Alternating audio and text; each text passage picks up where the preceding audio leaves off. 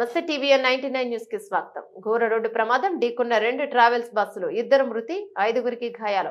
సూర్యాపేట జిల్లాలో హైదరాబాద్ విజయవాడ 65వ జాతీయ రహదారిపై ఎస్వి కళాశాల సమీపంలో ఢీకొన్న 2 ట్రావెల్స్ బస్సులు. ఈ ఘటనలో క్లీనర్ బస్సు అద్దంలో నుంచి ఎగిరిపడగా అతడి పై నుంచి బస్సు వెళ్లడంతో స్పాట్ లోనే మృతి చెందాడు. ఇక మరో ప్రయాణికుడు గుండెపోటుతో మృతి చెందాడు.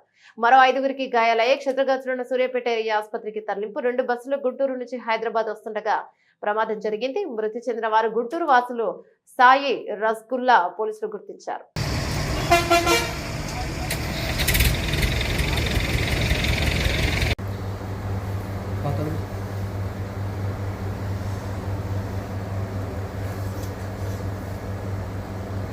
లేకుంటే అటు తీసి పెడితే మన వాళ్ళు వీడియో తీసుకుంటారు కదా, ఆ ఓళ్ళు తిట్టే